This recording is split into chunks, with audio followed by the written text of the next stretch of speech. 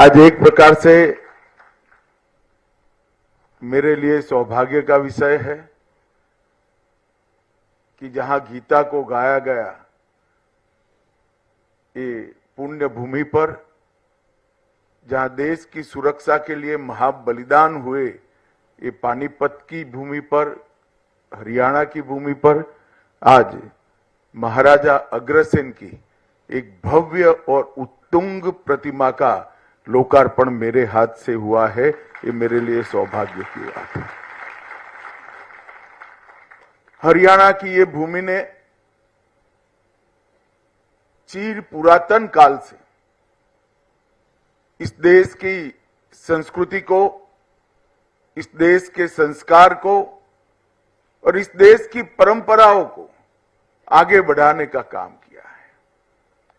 महाभारत काल से लेकर, आजादी के संग्राम से लेकर आजादी के बाद के 76 साल में हरियाणा का योगदान हमेशा एक छोटे प्रदेश के रूप में सीमांकन होने के बाद भी देश के बड़े बड़े राज्यों से बहुत ज्यादा रहा है। इसलिए मैं सभी धाकड़ हरियाणा के भाइयों बहनों को बहुत बहुत अभिनंदन करना चाहता हूं। मित्रों, आज महान गुरुओं की परंपरा में सिखों के दूसरे गुरु अंगद देव जी की भी जन्मतिथि है। सिख पंथ की गुरु परंपरा ने,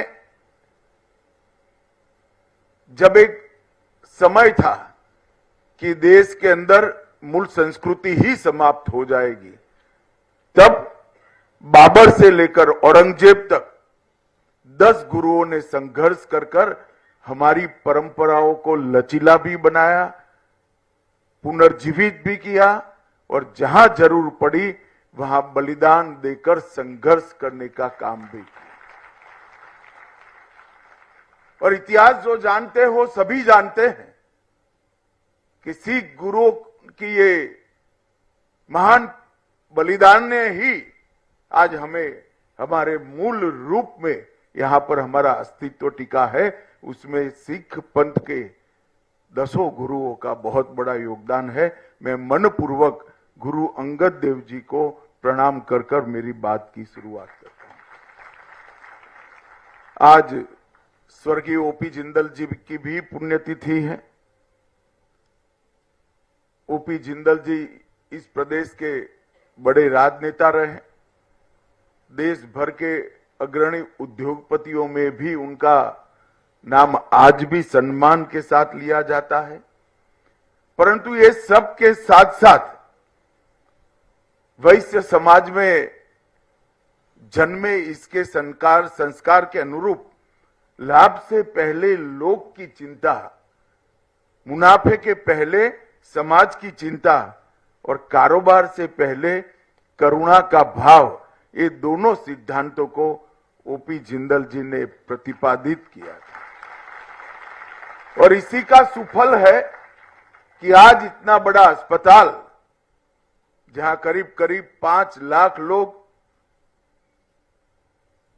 ओपीडी में सेवा लेते हैं, लगभग हर साल 180 के आसपास बच्चे यहां से मेडिकल स्नातक और अनुस्नातक होकर आगे बढ़ते हैं और कई सारे रोगियों को अनेक प्रकार के गंभीर रोगों की सबसे आधुनिक चिकित्सा व्यवस्था आज महाराज अग्रसेन की ये भूमि पर हुई है। वो ओपी जिंदल ने डाली हुई नींव का ही कारण है। आज यहां पर महाराज अग्रसेन की मूर्ति के साथ साथ नवनिर्मित आईसीयू का भी लोकार्पण किया गया, पीजी छात्रावास का शिलान्यास रखा गया और एक प्रकार से इस संस्थान को आगे बढ़ाने के लिए एक और कदम आगे बढ़ने का काम हुआ है। मित्रों, आज महाराजा अग्रसेन का भव्य प्रतिमा का अनावरण हुआ है।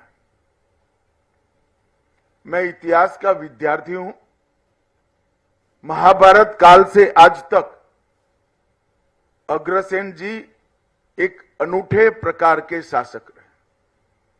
उस जमाने में लगभग 5300 साल पहले मेरे शहर में जो आता है वो आते ही लखपति होगा और आते ही महल को प्राप्त करेगा, ऐसी नींव डाली। एक प्रकार से ऐसा कहते हैं कि उस जमाने में उनकी राजधानी में 1 लाख लोगों का निवास था और जो नया व्यक्ति वहां शरण लेता था, आता था अन्य राज्यों से, उनको 1 ईंट हर परिवार देता था तो 1 लाख ईंट मिल जाता था और 1 रुपया भी मिलता था तो 1 लाख रुपया भी मिलता था। आप 1 ईंट और 1 लाख का मूल्य आज के जमाने के हिसाब से मत करिए। मैं महाभारत काल की बात कर रहा हूं, जब रुपये को छूना ही बहुत बड़ा भाग्य होता था। उस वक्त पूरा आर्थिक व्यापार एक प्रकार से बार्टर सिस्टम से चलता था। जो बहुत धनी होते थे उनके पास ही करेंसी हुआ करती थी। उस जमाने में महाराज अग्रसेन की राजधानी में जो आया वो 1 लाख ईंटों के महालय का घर का मालिक बना और 1 लाख रुपया प्राप्त कर लखपति बन जाता था। समृद्धि का इतना सुचारू रूप से राज्य पर बोझ डाले बगैर हर व्यक्ति के कल्याण का रास्ता शायद आज तक किसी ने ना ढूंढा है, ना किसी ने जमीन पर उतारा है। महाराजा अग्रसेन बहुत वीर योद्धा थे। महाभारत के युद्ध में भी इन्होंने हिस्सा लिया था बड़ी युवा अवस्था में, और इन्होंने एक प्रकार से पूरे समाज की, समाज तो खैर अब बना, उस वक्त पूरा राज्य ही होगा, पूरे राज्य के संस्कारों को सिंचित करने का काम किया।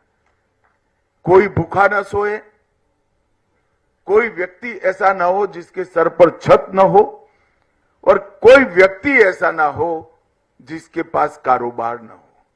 ये 3 चीजों को अपने सुशासन से उन्होंने निश्चित किया, सुनिश्चित किया। और इतने हजारों साल के बाद भी अग्रवाल समाज के जितने भी गोत्र है, आप उसको ध्यान से देखिएगा, हर व्यक्ति उद्यमी है, हर व्यक्ति देश को समर्पित है, हर व्यक्ति सेवा भी करता है और हर व्यक्ति अपना योगदान भी देश के विकास में। इतने हजारों साल के बाद जिस व्यक्ति ने दिए गए संस्कार, सिंचे हुए संस्कार, जरा भी इसका डाइल्यूशन होए बगैर आज जस का तस सामने आया है, वो महान व्यक्ति एक प्रकार से हम सब के लिए आदर्श होना चाहिए। उन्होंने सुशासन के लिए भी ढेर सारे सिद्धांत प्रस्तापित किए गए थे। कई ऐतिहासिक डॉक्यूमेंट्स में इसका जिक्र भी मिलता है, उसको प्रस्तापित भी किया गया है। और एक प्रकार से आज नरेंद्र मोदी जी भी उसी रास्ते पर आगे बढ़ रहे हैं। आज नरेंद्र मोदी जी के 10 साल के अंदर 75 साल से जो 60 करोड़ गरीबों की फौज इस देश में बनी थी, उसमें से 25% लोगों, 25 करोड़ लोगों को गरीबी की रेखा से ऊपर एक 10 साल के अंदर ही ले जाने का काम किया। 4 करोड़ आवास बनाए, मतलब 20 करोड़ लोगों को छत देने का काम किया। 81 करोड़ लोगों को प्रति व्यक्ति 5 किलो राशन मुफ्त मिलता है। 11 करोड़ लोगों को गैस का चूल्हा देकर धुआं मुक्त घर बनाने का काम किया। 12 करोड़ परिवार इस देश में 2014 तक शौचालय विहीन थे। उस परिवार की बच्चियों की कल्पना करिए जहां शौचालय नहीं होता है। हम शहर में रहते हैं, हमें कल्पना नहीं है उसकी, मगर जिस परिवार में शौचालय नहीं होता है, इसकी माताएं, बहनें, बच्चियां किस तरह से जीती होगी। आजादी के 70 साल के बाद 12 करोड़ घर ऐसे थे जिसमें शौचालय नहीं था। और आज मैं अभिनंदन देना चाहता हूं हरियाणा सरकार को कि देश में सबसे पहले हर घर को शौचालय देने वाली सरकार हमारी हरियाणा सरकार बनी। 15 करोड़ लोगों को घर में नल से जल दिया। 60 करोड़ लोगों को 5 लाख तक का पूरा स्वास्थ्य का खर्चा फ्री ऑफ कॉस्ट कर दिया। और मित्रों, इसके साथ साथ ऊर्जा हर घर में पहुंचाई और अब कोऑपरेटिव के माध्यम से हर घर के अंदर स्वरोजगारी देने का काम भी नरेंद्र मोदी जी की सरकार कर रही है। मोदी जी ने इस 10 साल के अंदर कई सारे क्षेत्र के अंदर आमूलचूर परिवर्तन आए। और आज मैं जब यहां आया हूं तब अस्पताल के प्रांगण में, मेडिकल कॉलेज के प्रांगण में मेरा कार्यक्रम है, तब एक होलिस्टिक अप्रोच के साथ नरेंद्र मोदी सरकार ने देश के स्वास्थ्य की चिंता करी। आप लोग सब पढ़े लिखे लोग हो, बच्चे तो ढेर सारी चीजें रिसर्च कर कर भी डाउनलोड करते हैं, मगर आप भी ये सारी योजनाओं को एक मोतियों की माला बनाकर देखेंगे तो मालूम पड़ेगा कितनी दूरदर्शिता के साथ काम हुआ है। सबसे पहले हर घर में गैस का सिलेंडर दिया। इसका सीधा रिश्ता महिला की, माता की स्वास्थ्य के साथ जुड़ा हुआ है। जो चूल्हा फूंक कर रसोई बनाती थी वो माता 25-30 साल में उसके फेफड़े अकाल फाइब्रोसिस से ग्रस्त हो जाते थे। 400 सिगरेट जितना धुआं इसके फेफड़े में हर रोज पहुंच जाता था। तो 12 करोड़ घर में जब आप गैस का सिलेंडर पहुंचाते हो तो वो घर को धुएं से मुक्त करते हो। 12 करोड़ परिवारों में आप जब शौचालय देते हो तो स्वच्छता के कारण पूरे परिवार तो छोड़िए, पूरे गांव का स्वास्थ्य अच्छा होता है। इसके बाद में योग मिशन आया। योग वो हमारी महान परंपरा है जो दवाई वगैरह के जीवन को सार्थक करती है और सालों से ही उसको भुला दिया गया था। आज न केवल भारत, पूरा विश्व योग से मानव के मन, शरीर और आत्मा तीनों के स्वास्थ्य के सुधार को स्वीकार करता है। इसके साथ साथ फिट इंडिया मिशन आया, फिर पोषण अभियान आया, क्योंकि ढेर सारी बीमारियों का कारण कुपोषित नागरिक होता है। फिर मिशन इंद्रधनुष आया, जिसके माध्यम से हर एक बच्चे को सभी के सभी टीके लगाकर उसकी रोग प्रतिकारक शक्ति को बढ़ाया गया। और फिर भी अगर कोई बीमार पड़ता है तो आयुष्मान भारत के माध्यम से 5 लाख तक की पूरे स्वास्थ्य की सुविधाएं करी। और उसके साथ जल जीवन मिशन भी लाए। शुद्ध पीने का फ्लोराइड विहीन पानी 15 करोड़ घर में पहुंचाया। आप सब जानते हैं, जो छात्र हो तो बहुत अच्छी तरह से जानते हैं, मानव शरीर में पानी का हिस्सा कितना होता है और स्वास्थ्य में शुद्ध पानी का रोल भी क्या होता है। ये सारी चीजें एक प्रकार से स्वास्थ्य से जुड़ी हुई है, जो हमारे देश के स्वास्थ्य को पूरी व्यवस्था इसकी फिट करने से लेकर, पोषण से लेकर, टीका लगाने से लेकर स्वास्थ्य सुविधाएं बढ़ाने तक एक माला में पिरोने का काम ये 10 वर्ष में नरेंद्र मोदी सरकार ने किया। और उसके बाद नंबर आया मेडिकल इंफ्रास्ट्रक्चर का। मैं आज आपको कहना चाहता हूं कि मेडिकल इंफ्रास्ट्रक्चर में ढेर सारा काम नरेंद्र मोदी सरकार ने किया। 64,000 करोड़ रुपया पब्लिक हेल्थ सेंटर और कम्युनिटी हेल्थ सेंटर इसके लिए खर्च कर एक बहुत बड़ा मेडिकल इंफ्रास्ट्रक्चर का बेसिक खाका बनाने का काम। 730 इंटीग्रेटेड पब्लिक हेल्थ लैब बनाए गए, 4382 ब्लॉक पब्लिक हेल्थ यूनिट्स बनाए गए और 602 क्रिटिकल केयर बॉक्स ये 10 साल के अंदर नए निर्मित किए गए। ये जब हो जाता है तो दिखता नहीं है, मगर करने में बड़ा व्यय होता है। 13-14 के भारत सरकार के बजट में 37,000 करोड़ स्वास्थ्य के लिए बजट था और 25-26 के करोड़ बजट में 1,37,000 करोड़ है। 1 लाख करोड़ की वृद्धि सालाना नागरिकों के स्वास्थ्य के पीछे हुई है। और आज मैं मेडिकल कॉलेज में आया हूं तब भी बताना चाहता हूं, हमारे यहां जब मोदी जी प्रधानमंत्री बने तब देश में 7 एम्स थे। ये 7 में से 6 भी अटल जी के टाइम में बने थे। कांग्रेस के टाइम में एक ही राजकुमारी अमृत कौर बनाकर गई थी। इसके बाद 6 एम्स अटल जी ने बनाए और आज 2024 में 23 एम्स है। वो बताता है कि कितनी व्यवस्थाएं बढ़ी। मेडिकल कॉलेजों की संख्या 387 थी और इससे बढ़कर 2 गुना होकर 766 हुई। 51,000 MBBS की सीटें थी बच्चों के लिए और 1,15,000 सीटें हो चुकी है और 85,000 सीटें ये 5 साल में हम बढ़ाने वाले हैं। 2 लाख सीटें, हर साल 2 लाख बच्चे डॉक्टर बनकर देश के लोगों की सेवा करने के लिए बाहर आएंगे। पीजी की सीट 31,000 थी, उससे बढ़कर 73,000 हुई।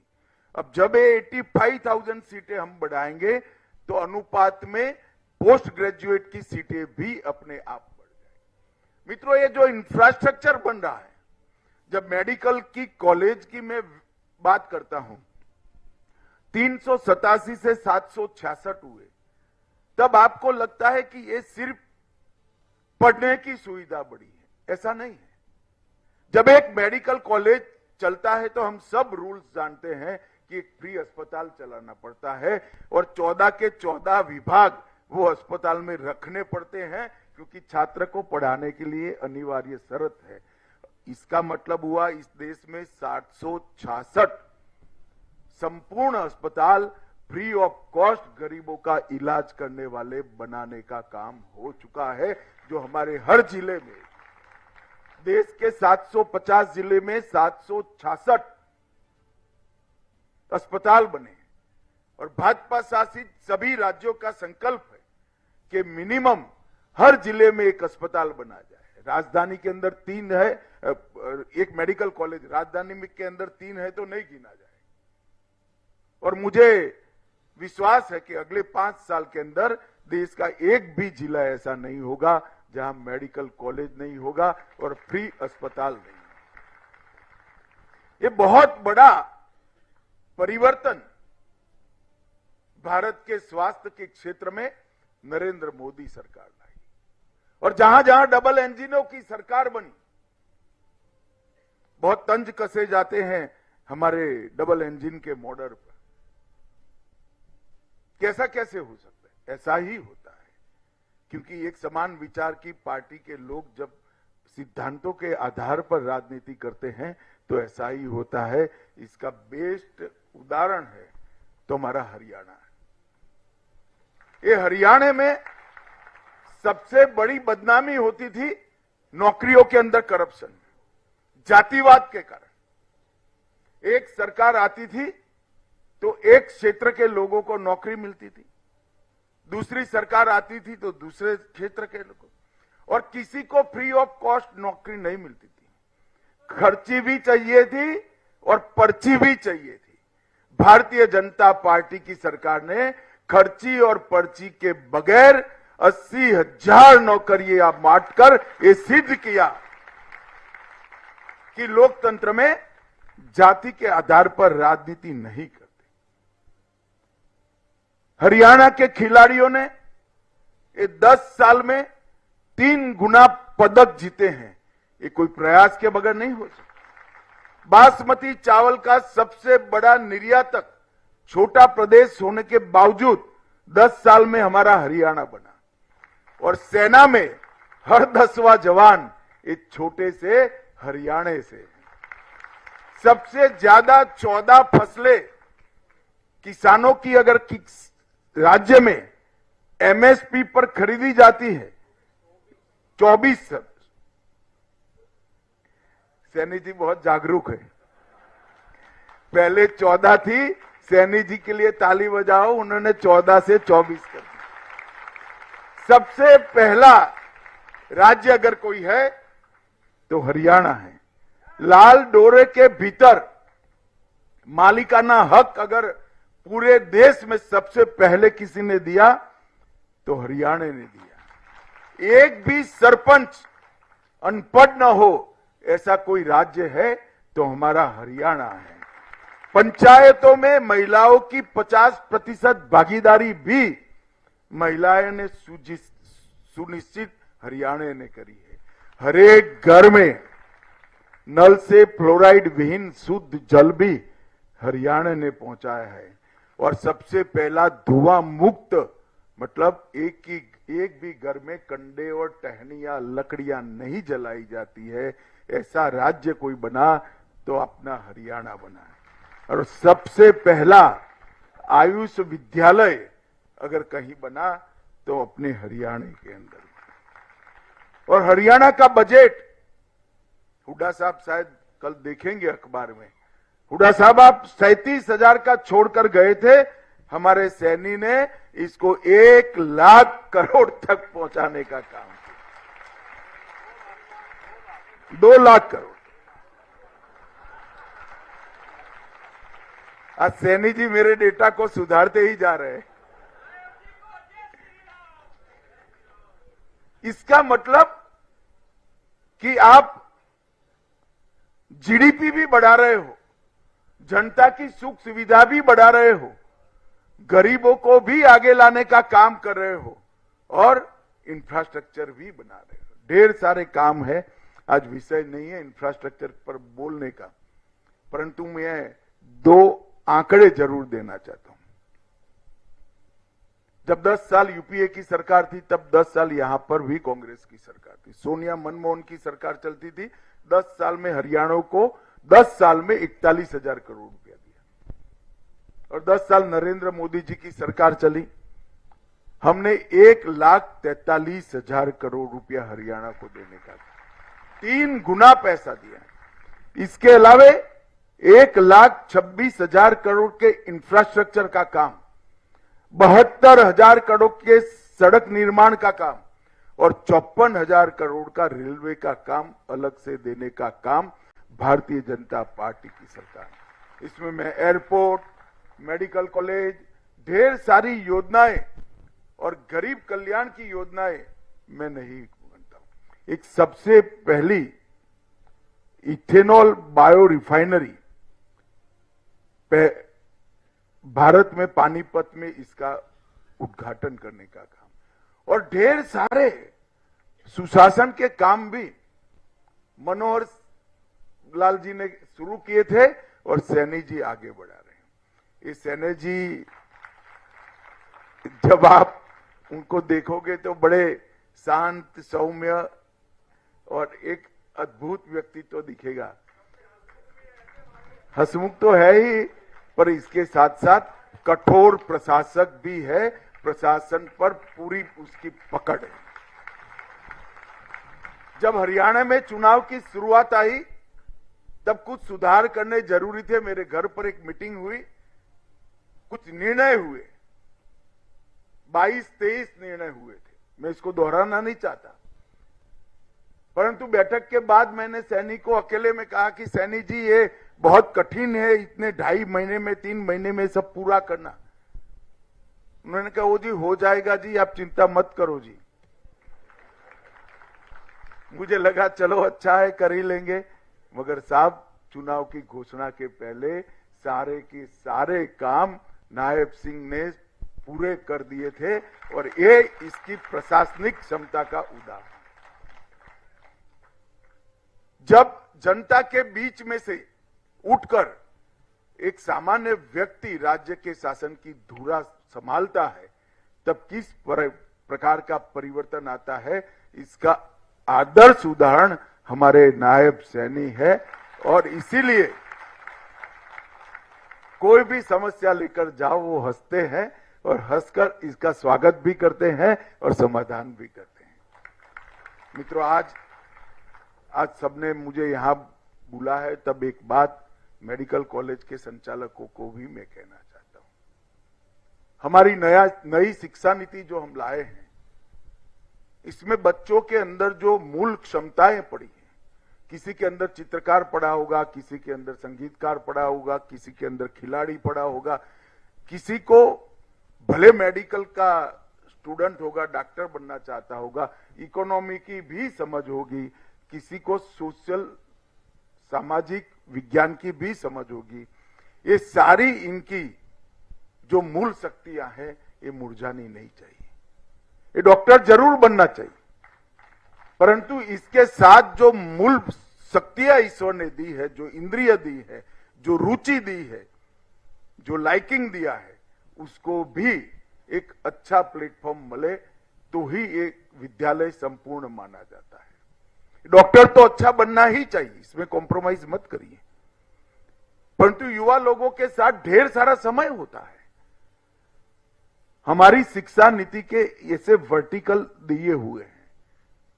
मेरे संचालकों से विनंती है कि आप भी कुछ वर्टिकल सिलेक्ट कर बच्चों की रुचि को, बच्चों की विशेषताओं को प्लेटफॉर्म देने का काम करिए, जिससे वो संपूर्ण नागरिक बन सके और भारत माता की सेवा कर सके।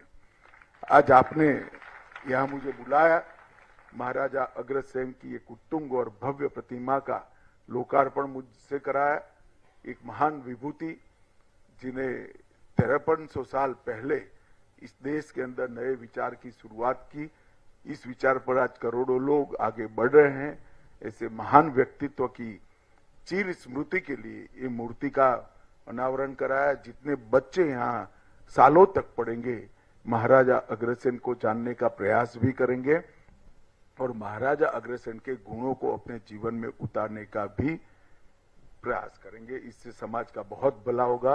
अंततोगत्वा आप सभी का बहुत बहुत धन्यवाद। वंदे मातरम। भारत माता की जय।